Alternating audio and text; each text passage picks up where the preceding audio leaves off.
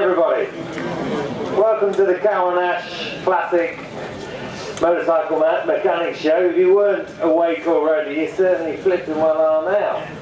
Thanks to this gentleman. Now, this is obviously one of your machines that's always on display in the National Motorcycle Museum. Just gives us a little bit of history about this bike and purely what part of the era it came from. Thanks, Steve. Yeah, it's as many people will know, it's an NVT, a Norton Villiers Triumph Cosworth Challenge. There's two Cosworth Challengers in the museum collection. The museum really was founded out of one man's love of Norton, Mr. Roy Richards. He founded the museum 30 years ago, and it's our 30th anniversary this year, and Roy loved Nortons. And so originally, the museum started out of Roy's collection of Norton. And so Roy was particularly pleased to buy the two Cosworths that are in the collection around the same time that we got a lot of the works rotary Nortons as well. You may know that the museum owns most of those as well, the ex-works rotaries. And this Cosworth Challenge here, ridden by Dave Croxford, 1976, 1977, around that time. It was Norton's last gasp, if you like, at that time, following the Commando into racing and following the monocoque framed machines. They came out with this motor, which is essentially a quarter of a Cosworth V8, so it's two cylinders from a Cosworth F1 car engine. Very heavy thing. I've ridden it on a couple of track.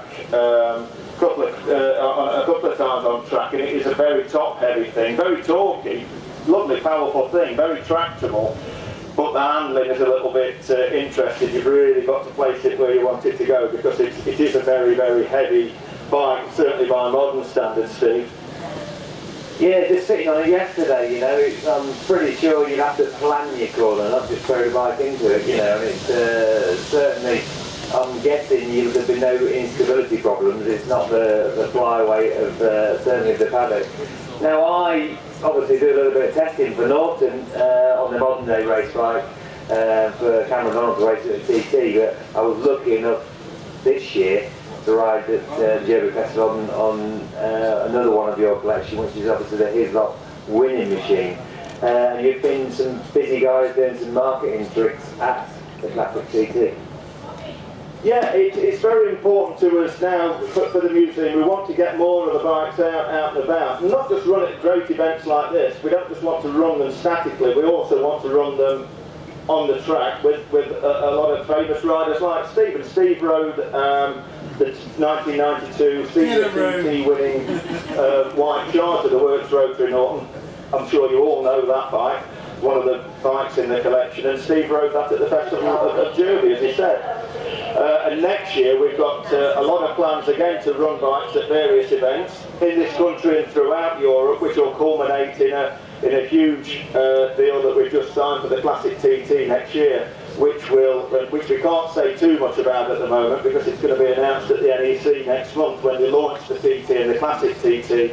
But suffice to say, we'll be running a very large amount of very famous ex-works machines at the Classic TT, all with the original riders on, if they're still around, or if not, the bikes will be represented by riders such as yourself, Steve.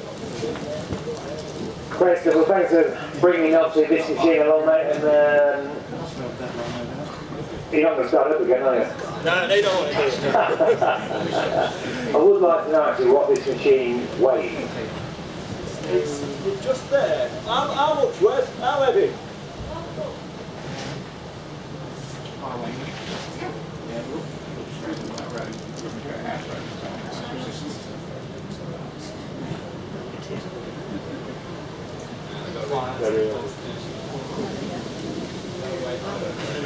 No weight on there.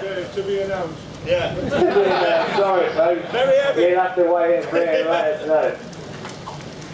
Okay, big hand, thank you very much. Of course, all these machines are on show at the National Motorcycle Museum.